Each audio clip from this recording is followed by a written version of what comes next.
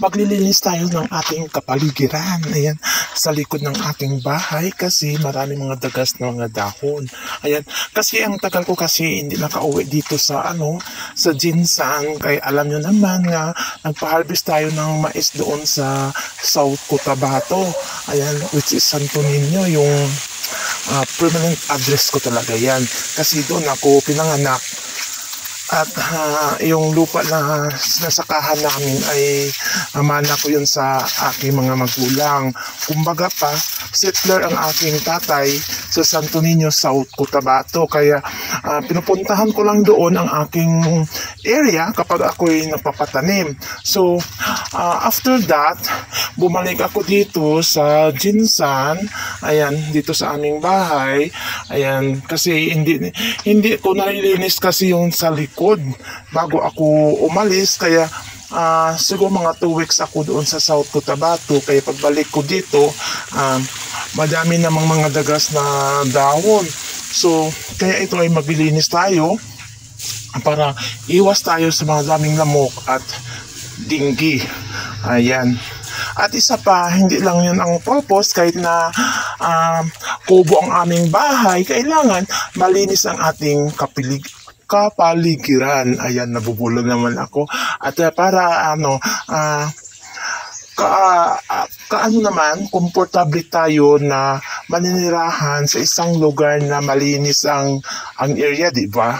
Kaya ito, maglilinis tayo para maaliwalas ang ating paningin at saka kapag ito ay makakaroon ng hangin, ayan, maganda sa pakiramdam, malinis ang ating kapaligiran. Kaya ito guys, maglilinis tayo. At isa pa, nasa harap namin at hanggang dito sa gate ay nililinis ko yun. Kaya yun, dito naman tayo sa likod ng ating bahay maglilinis kasi ang daming may mga paklang ng niyog na nahuhulog. Ayan, mga bunga ng langka, yun. Kaya ito ay kinukuha natin. Yan, nakita nyo yung mga maiitim na na medyo malaki-laki. Bunga yan ng langka na nahuhulog, na ito ay matagal na, kaya maitim na ang kalabasan niyan. Ayan. Busy tayo guys. Ayan. Tingnan natin kung ilang oras tayo matapos ang ating gawain sa likod ng bahay. Kailangan kumpleto tayo sa gamit. Mayroong dustpan. Ayan. At saka meron din akong wheelbarrow para hindi tayo pabalik-balik sa pagtapon ng basura. Ilalagay natin sa sa wheelbarrow ang mga dagas na dahon kung sa atin pa. Ayan, salita nyo, ang dami ng dagas ng dahon, ang kapal, di ba? Kasi may mga punong langka, punong mangga dyan sa likod ng bahay.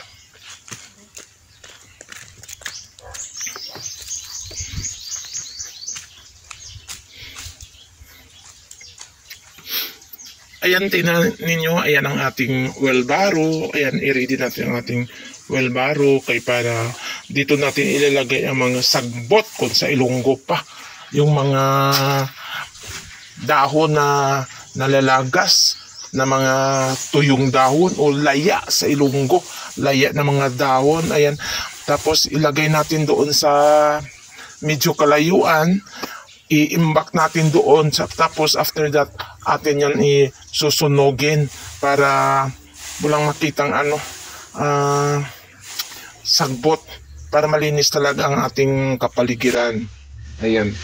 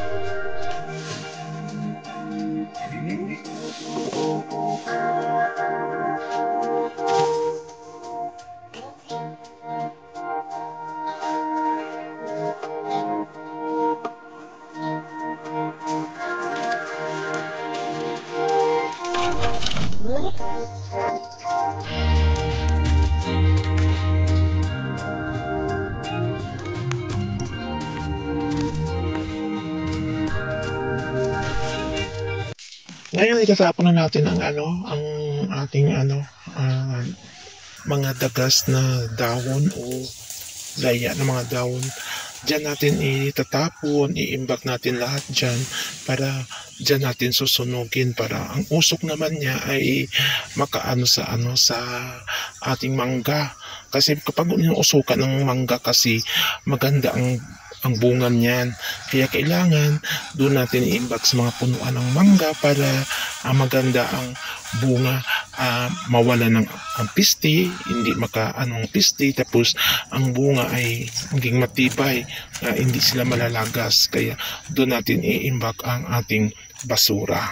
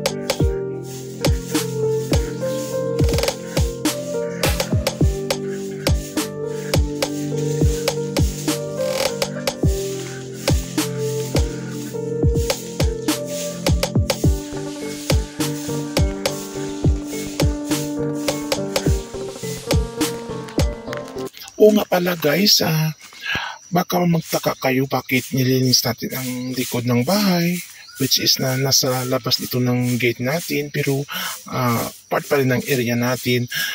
Kahit na likod ng bahay yan, kailangan natin maglinis. Kasi magtataka kayo bakit maraming lamok. Kasi yan ay galing naman sa likod ng bahay. Although kahit hindi makikita ito ng bisita, kahit magpunta, kasi hindi naman yan sila pupunta ng likod ng bahay, para sa atin lang sa ating kaayusan lang o para maging malinis ang ating kapaligiran, linisin natin. Kahit ito mga bato na yan o yung mga graba na yan na maraming dahon na nahuhulog, tatanggalin pa rin natin yan para maganda tingnan.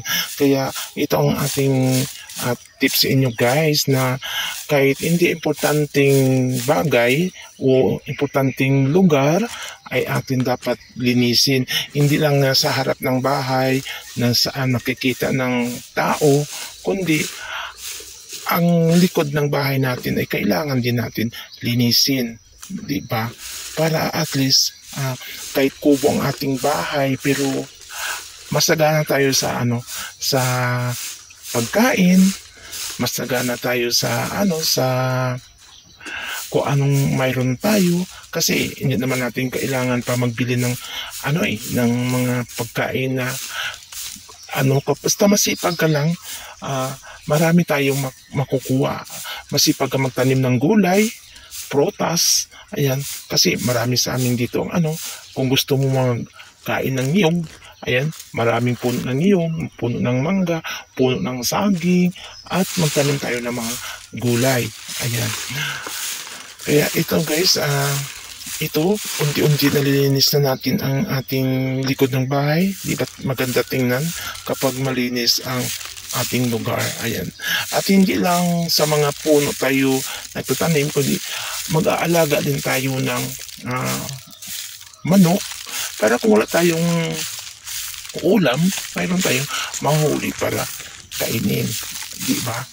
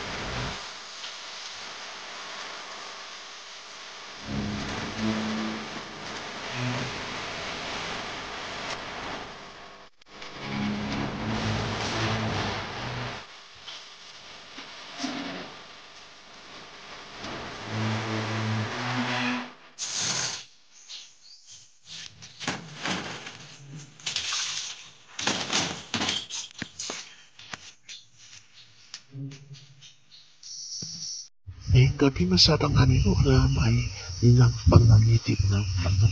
Ayan, kasi nagkatay si mama ng manok para amin ulamin. Kahit dito sa puno ng mangga, ating nililinis yan. Ayan. Doon pa ang bahay namin, yung doon pa. Napakita ko lang sa inyo na paano tayo maglilinis ng ating area. Ito, hindi pa natin to nasusunog.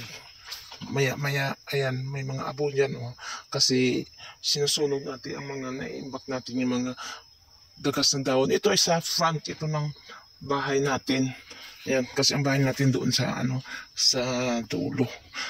Ayan, si mama kasi nagkakatay ng manok. Ayan, tinapon na yung balahibo ng manok doon. Kasi kakain naman kami ng native na manok. Uulam namin kasi ganyan tayo dito sa probinsya eh. Malayo tayo sa kabiasnan. Kaya mag-mantinner tayo ng mga manok.